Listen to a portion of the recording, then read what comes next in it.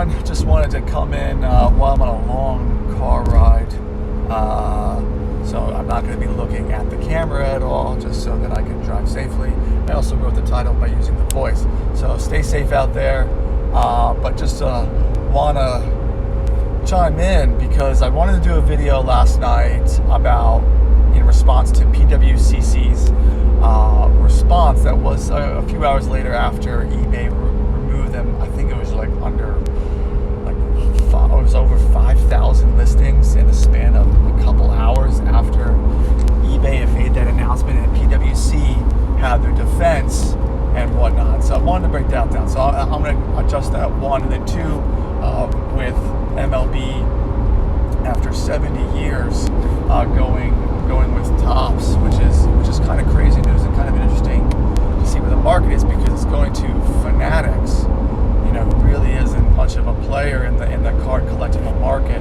But we'll touch on that second. So let's do it in order, and that is PWCC statement. I read the statement, and then I even read it more intently and deeply.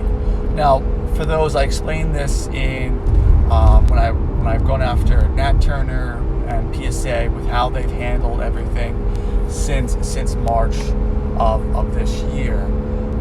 But so what I do for a living, I investigate, I fight insurance fraud, all types, whether that's auto, general liability, workers' compensation. Those are the three big ones. So I've done a lot of investigations on accidents, and also worked with lawyers, been in depositions, worked in trials before. But what I'm really good at is investigating and kind of coming to direct causes of actions, contributory causes, following the facts, and then piecing things together through multiple different techniques. So I use that when I've gone after PSA and compared PSA to SGC, and also things with Nat Turner. Please check out those videos. I think, quite frankly, they're some of my best videos that I've done. But ultimately, looking at how PWCC responded is, if you look closely, they do not deny doing shill bidding.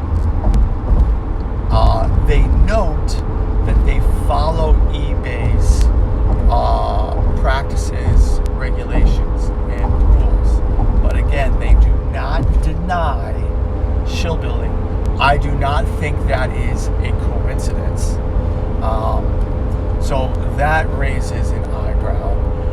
Also, really going through multiple comments on Instagram is that a lot of people have felt that they've been hurt by PWCC or help, depending on which end of the spectrum it is. But going back to the statement, then they immediately go to how that they're going to take action on eBay. I hope they do, because for those that don't know how tort or civil law works, is that it goes through a discovery, even before depositions, and they talk to people.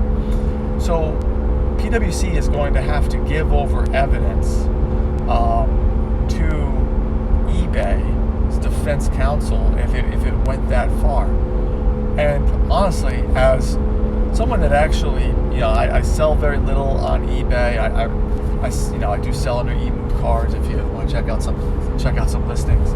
But I actually haven't sold anything from PWC. I bought from PWCC. Really, I haven't had too many problems, because actually both of my times I think I bought is actually on a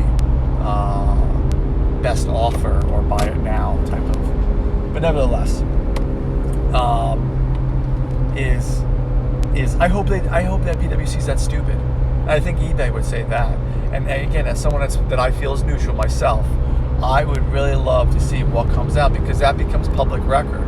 If PWC really felt that, I actually think they would have already filed the lawsuit. So I found that them mentioning it in that type of verbiage really speaks that it's an empty threat. So that was in paragraph 2. And really the last 2 paragraphs, they really just talked about really almost like promoting their own marketplace and this gives him reason to, and whatnot. And and that's so ultimately, I don't think PwC is guilty. That's what I'm getting to. They're guilty. They definitely did some questionable things in the shill bidding, and eBay caught them. That's what happened. Now, I read a lot of comments of people saying that like this is a conspiracy, that eBay did this to them because PwC was going to start their own marketplace. Well, if you look into it, PwC wasn't going to stop selling on eBay. They were going to do a mixture of both. So why would eBay do that? And literally one of the biggest, especially in car collectibles sellers, I think the stat came out that they were the biggest seller, as in the largest amount of money being sold because of how high their auctions are. So that just doesn't make any sense. That's just a dumb conspiracy, and people thinking that, well, there has to be a reason other than that PwC, and most likely, and in my opinion, that there was foul play and they did something that they weren't supposed to, and they got caught, because that statement or defense was extremely weak. And again, most importantly, they really never denied doing it. They stated how they had been accused, and they followed eBay's rules and regulation, which they may have, but it's still unethical and immoral to do shill bidding, because it's bad for the market. And ultimately, in my first video, I tried to point on how PwC doing this was a good thing because people wanted to be greedy. That was a stupid take. It was moronic that I even said it, and I scratched that from the record. I take it back. It's not good for the car market because it just hurts people going into it when they see all this potential or alleged corruption of market and sales. So that's ultimately up for PwC. Comment, do you agree? Do you disagree? What do you guys think? You can also email me at emucards@gmail.com. You can message me on Instagram and on YouTube. Yes, again, comment, subscribe, like, get involved. And then the other news is Topps.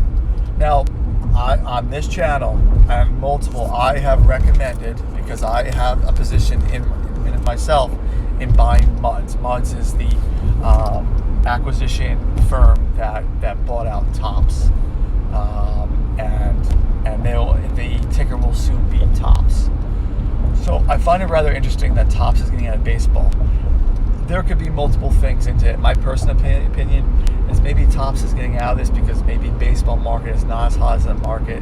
Going to Fanatics, that's actually not a good thing, because if Fanatics getting into the car collectible market is only good, and to see what they do. If they overproduce, which is a possibility, especially when new players get into the car collectible market, that could do a lot of different things. But what does this mean for Topps? I mean, Topps has already started really trying to get into NFTs. Is that where they're going to go with their focus? So it actually really could be a good thing for MUDS Topps. I'm still big on the long position with MUDS/Topps. It really doesn't affect mine. You actually may get it at even a lower price than previously, because I wouldn't be surprised if some people react to this market. So keep that in mind. And it's a new player.